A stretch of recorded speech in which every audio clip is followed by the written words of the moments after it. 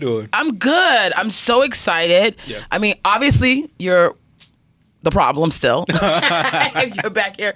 But welcome to You're the Problem with Yamaneika. I'm here with my main man, Tyree. Okay. Yeah. Today I'm he, him. You know, I've implemented he, him points for the month. You would explain that to me. So when you live in like a city like New York and you have like a lot of homegirls, they want you to do he, him things. Yeah. Like, you know, can you move some furniture? Can you Yes. assemble something? Can you help with this? I only have 15 he, him points in a month that any woman can use. And when we run out of those, don't ask me for shit else. Can they use them for sex? That was not how I initially... That was immediately like, because I can use some he, him points. I need to do that with my guy friends. You know what? He, him. Okay, I can do that, but it's 7 he, him points. I can only do it twice in a month. Okay, got it. Yeah. So, what else is popping? I mean, for me, I think I'm Still on tour. still on tour. Yeah. What a blessing to go around the world. For sure. And see all these people. I mean, we got Vegas coming up the 16th through the 21st. I'm doing a residency, he says. Yeah. He called it a residency. It is. I call it my time at the Rio. I call it I'm probably going to come back at least $1,000 lighter. Yeah. You do be losing the money. I lose the money at the slots every time. I'm a slots girl. I love being at the slots. That's my thing. The first time I went to Vegas with you, Yeah. I won on the machine that you just left, and it was like $150. I'm the seat warmer for everybody. That's why, like, I'm sitting down now. I get a bunch of money, so I ain't got to go back to the ATM because that's just, because I've done that. I've gotten the balls all up and the jar all up, and then I'm out of I go to the money. Boom, somebody done hit on me. Not today, Satan. But to get to the rest of the dates, on the 18th of September, you have the Arlington Theater in Santa Barbara. Yes, please, Santa Barbara. I keep telling y'all, I need to see y'all. The 19th, you got Balboa in San Diego. San Diego, we love you, baby. 25th, you got Beacon in New York. 26th, the Met in Philadelphia. Yes. 27th, the Music Street City Hall Okay. in New Haven, Connecticut. Yes. And dates will be upcoming all the time, so we'll keep you abreast of that. And look at you memorizing my dates. Are you stalking me? I think I'm your agent at this point, honestly. You must be, because I was like, you didn't even look down. I was like, look at him. I looked at you and you were like looking like you had memorized it, like, we were in Rain Man or some shit like that. Like I was like, what's going on, beautiful mind? And then 17th, she's at the so-so. Light team, she's at the so-so. I'm like, okay. But let's tell people while we're here. We really love the listener letters. Do we need to tell them why we're here? Yeah, we do. We got mics in front of us, and it's a show. They know we're here. This is our weekly mailbag. We just go through more of the listener letters. People need to, Mailbag. Yeah. Showing your age. How old am I? Exactly. Let's not go there.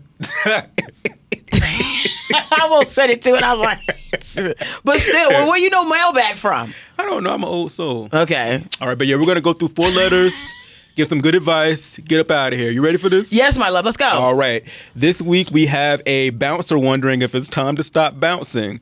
Yes, before I even listen to that, yes, it's time to stop bouncing. Especially if you writing letters, because young bouncing niggas ain't writing letters, okay? Well, he says, I'm almost 50 and work as a bouncer from 8 p.m. to 5 a.m. where I'm constantly verbally and physically fighting pickpockets. Meanwhile, I write jokes, make music, and even recorded the Pickpocket song, which comedian Brian Babylon thinks could be a hit. Oh, I must know this person. He's from France.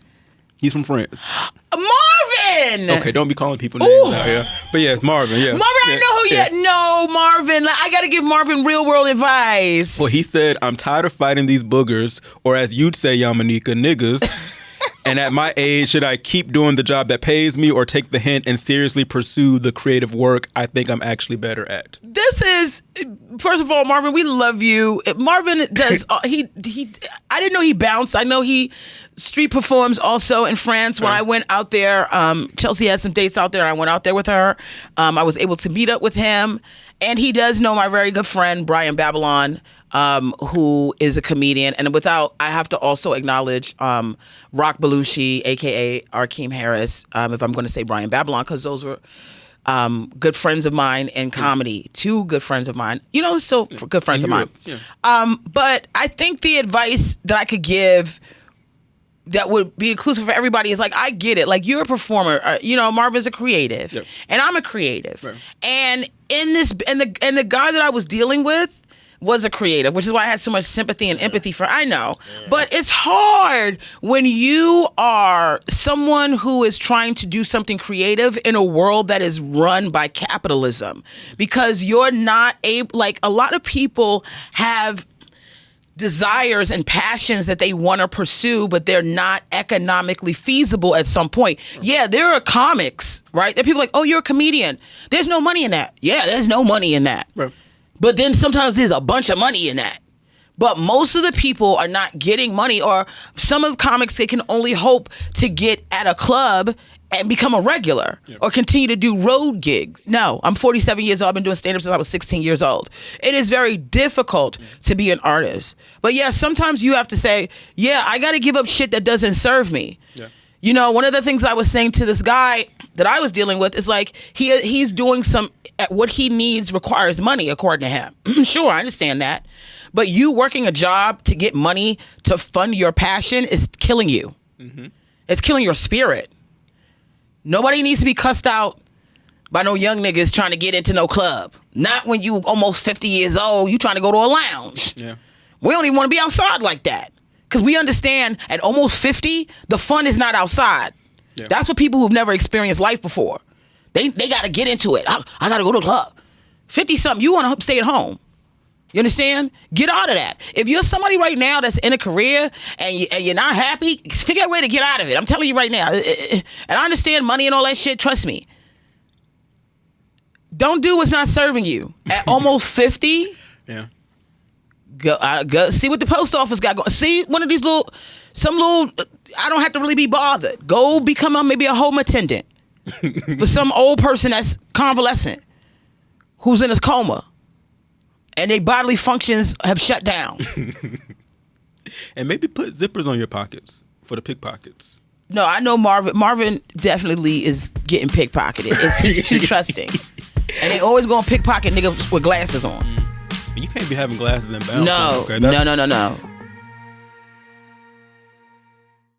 Moving right along, we got a family member. Love you, Marvin. Love you, Marvin. We have a family member who thinks blood is a coupon code. This is from Friends and Family. They say, my cousin just started doing hair professionally and I booked with her to support her business. But when she sent me the price, it was the same $250 she charges everybody else. She says family should support her by paying her full price. I say if we're sitting together at Thanksgiving, I should get at least 15% off. Am I being cheap, or should family get the family discount?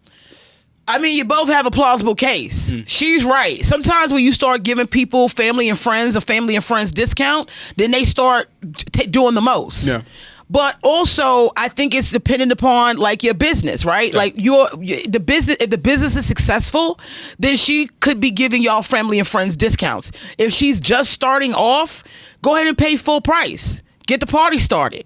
And then if you become a regular client, you become somebody that is, you know, consistent with her, then she can give you a discount. But I also understand, like, damn, I can't get a little something off. What are you getting at $250? I feel like hair don't cost $250 no more. It costs like $600.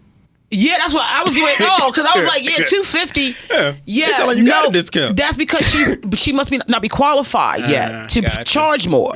So this probably it. That's a good point, Tyree. That's probably you already getting a discount because you getting her not being a professional discount.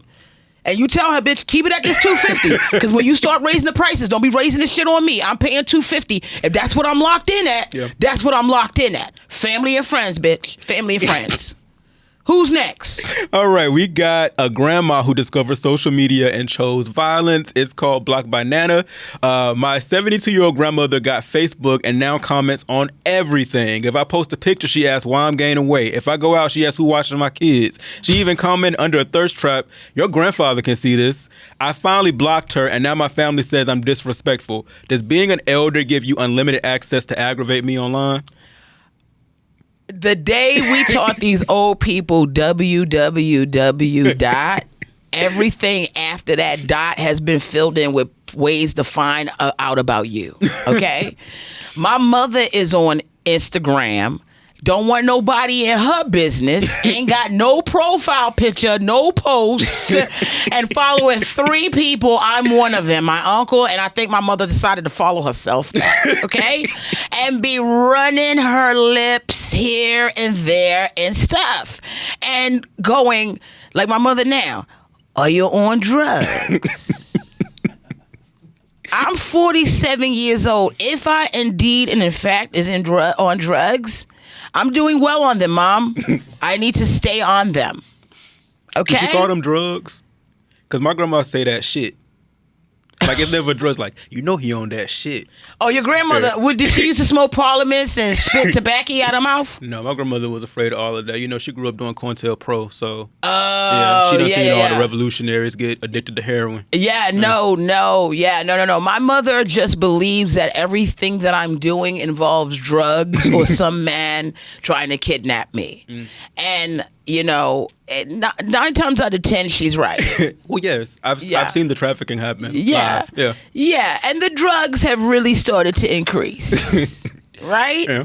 Because I need drugs to forget that my mother asked me if I'm on drugs. You see how that works, Mama? Yeah. You have caused me to become a drug addict. Yeah, keep your grandmother blocked, bitch. Who cares? Who cares if people think you disrespectful? When you tell your grandmother, listen, I don't have time for you to be throwing a monkey wrench in my shit. Okay? You got to find something that was the same equivalent to Facebook that it was to her time. Say, remember when y'all used to get on the little party lines and shit? You used to call 1-800-777-7777 to talk to the niggas in your neighborhood? Or whatever? Or when you had to dial on a rotary phone? Or when you all got outside and you flew kites in the air? Remember when you was all doing that? That's the same thing as Facebook, okay? You never wanted... Remember when you would fly a kite and a pigeon would run into the kite and break your kite? That's the same as you coming on my thirst trap saying my grandfather sees me. I know he does, but let me tell you something, Grandma. He barely sees me. He has cataracts. Okay, so whatever he sees, by the time he looks at a naked picture of me, I've got clothes on. So what's next? All right, this is our last question for the day. We've got a girlfriend who wants a divorce from a marriage she's not in.